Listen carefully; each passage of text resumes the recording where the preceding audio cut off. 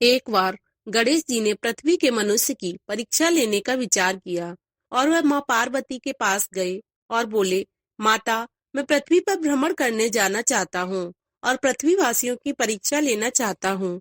माता पार्वती बोली, ठीक है पुत्र गणेश, जैसा तुम ठीक समझो। गणेश जी ने माता पार्वती से कहा, पृथ्वी भ्रमण के लिए मैं एक बालक का रूप ले लेता हूँ। बाल गणेश को तो लीला धरनी थी, इसलिए उन्होंने बालक का रूप बना लिया और अपने एक हाथ में चम्मच में दूध ले लिया और दूसरे हाथ में एक चुटकी चावल ले लिए और गली गली घूमने लगे और साथ ही साथ आवाज लगाते चले जा रहे थे, मेरे पास यह दूध और चावल है, क्या कोई मेरे लिए इस सामग्री की खीर बना देगा? कोई भी बाल गणेश पर ध्यान नहीं दे रहा था, बल्कि लोग उन पर हंस रहे थे और कह रहे थे, अरे कोई नासमझ बालक दिखाई पड़ता है।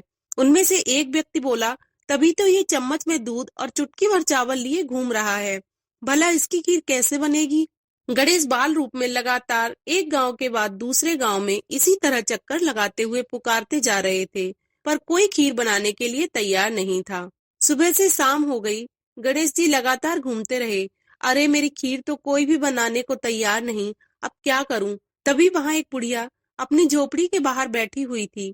गणेश जी वहां से पुकारते हुए निकले, कोई मेरी खीर बना दे, कोई तो मेरी खीर बना दे, मेरे पास यह दूध और चावल है। बुढ़िया बहुत कोमल हृदय वाली स्त्री थी। उसने गणेश जी से कहा, बेटा ला इधर ला खीर का सामान, मैं तेरी खीर बना देती हूँ। गणेश जी ने कहा, माई अपने घर में से दूध और चावल लेने के लिए बर्तन ले आओ। बुढ़िया बोली, ठीक है बेटा, रुक, मैं अभी बर्तन लेकर आई। बुढ़िया एक कटोरी लेकर जब झोपड़ी के बाहर आई तो गणेश जी ने कहा, माई ये बर्तन तो छोटा है, अपने घर का सबसे बड़ा बर्तन लेकर आओ। बुढ़िया बोली, बेटा बड़ा बर्तन क्या करेगा, जरा से तो दूध और चावल हैं। फिर कुछ सोचकर बुढ़िया बोली, अच्छा रुक, लेकर आती हूँ। बुढ़िया को थोड़ी सी झुंझलाहट हुई, फिर उसने सोचा कोई बात नहीं, बच्चे का मन रख लेती हूँ, और अंदर जाकर अपने घर का सबसे बड़ा पतीला लेकर बाहर आई। जब गणेश जी ने पतीले में चम्मच से दूध डालना शुरू किया तब बुढ़िया के आश्चर्य की सीमा न रही। बुढ़िया बोली, यह क्या चमत्कार है प्रभु, कुछ समझ नहीं आ रहा है। बुढ़िया ने देखा दूध से पूरा पतीला भर गया है। एक के बाद एक वो सारे बर्तन झोपड़ी से बाहर लाती गई और उसमें गणेश जी दूध भरते चले गए। इस तरह से घर के सारे बर्तन दूध से लबालब भर गए। उसके पश्चात गणेश जी बुढ़िया से बोले, माई मैं स्नान करके आता हूँ, तब तक तुम खीर बना लो, मैं वापस आकर खाऊंगा। बुढ़िया बोली, बेटा इतना सारा दूध और ढेर सारे चावल, भला मैं इतनी सारी खीर का क्या करूंगी? गणेश जी बोले, माई आज तुम सारे गांव को दावत दे दो, मैं चाहता हूँ तुम्हारे हाथ की खीर का स्वाद पूरा गांव चखे। बुढ़िया बोली, ठीक है बेटा, मैं गांव वालों को न्योता दे देती हूँ। बुढ़िया ने बड़े प्यार से मन लगाकर खीर बनाई। खीर की मीठी मीठी भीनी भीनी खुशबू चारों दिशाओं में फैल गई। खीर बनाकर वह घर घर में जाकर खीर खाने का न्योता देने लगी। आज मेरे घर खीर का प्रसाद बनेगा, आप सब खीर खाने जरूर आना। तब एक औरत बोली, अम्मा तुम इतने सारे लोगों को खीर कैसे खिलाओगी, कुछ समझ नहीं आ रहा। तभी वहां खड़ी दूसरी औरत बोली, ठीक है अम्मा, कोई बात नहीं, हम आ जाएंगे। गांव के लोग बुढ़िया पर हंस रहे थे और कह रहे थे कि बुढ़िया के घर में खाने को दाना नहीं और यह सारे गांव को खीर खिलाने की दावत दे रही थी। तभी दूसरा व्यक्ति बोला, चलो चलकर देखते हैं भाई, कौन सी खीर बुढ़िया माई खिलाने वाली है। चलो चलो। धीरे धीरे लोगों की भीड़ बढ़ने लगी। लोग खीर की खुशबू से खिंचे चले आ रहे थे। सारा गांव बुढ़िया के घर में इकट्ठा हो गया। जब बुढ़िया की बहू सुमन को दावत की बात मालूम हुई तब वो बुढ़िया के वापस आने से पहले ही वहां पहुंच गई। उसने खीर से भरे पतीलों को जब देखा तो उसके मुंह में पानी आ गया। ये माजी ने इतनी सारी खीर आखिर बनाई कैसे? खीर की खुशबू इतनी अच्छी लग रही है कि कुछ और सोचने की जगह मन कर रहा है बस जल्दी से इस खीर को खा लूं, बहुत जोरों की भूख भी लगी है। खीर को देखकर सुमन के मुंह में पानी भर आया। एक कटोरी में खीर निकालकर वह दरवाजे के पीछे बैठकर खाने की तैयारी करने लगी। इसी बीच खीर कटोरी में डालते हुए कुछ बूंदें नीचे गिर गईं और गणपति जी को भोग लग गया। वो प्रसन्न हो गए और पूरी तरह से तृप्त हो गए।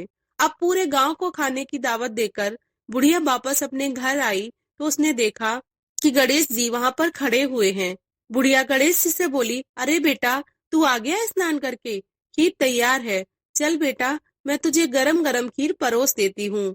तब बाल स्वरूप गणेश जी बोले, माई भोग तो लग चुका है, तुम्हारी बहू ने मुझे खीर का भोग दे दिया, मेरा पेट पूरी तरह से भर गया, अब आप खाओ और अपने परिवार व सारे गांव वालों को खीर खिलाओ। बेटा ये तो बहुत ज्यादा खीर है, सबका पेट भर जाएगा, इसके बाद भी ये बच जाएगी, उस बची खीर का मैं क्या करूंगी? बुढ़िया बोली।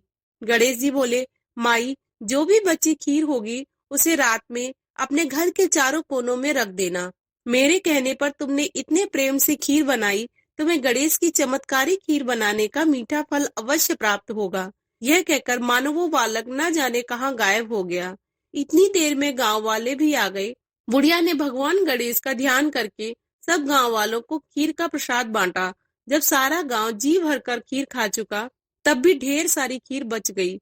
बुढ़िया ने गणेश जी के कहे अनुसार बची हुई खीर को घर के चारों कोनों में रख दिया और सो गई। जब अगली सुबह बुढ़िया सोकर उठी, तब उसने देखा बची हुई खीर की जगह पतीलों में हीरे जवाहरात और मोती भर गए हैं। यह सब देखकर बुढ़िया बोली, हे विघ्नहर्ता गणेश जी, उस बालक के रूप में स्वयं आप ही आए थे, आप तो मेरे जीवन के बारे न्यारे कर गए प्रभु।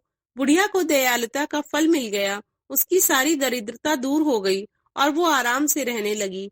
बुढ़िया ने गणपति जी का एक भव्य मंदिर बनवाया और साथ में एक बड़ा सा तालाब भी खुदवाया। इस तरह उसका नाम दूर दूर तक प्रसिद्ध हो गया। उस जगह वार्षिक मेले लगने लगे। लोग गणेश जी की कृपा प्राप्त करने के लिए उस स्थान पर पूजा करने और मान्यताएं मानने के लिए आने लगे। भगवान गणेश को विघ्नहर्ता और सुखकर्ता कहा गया है।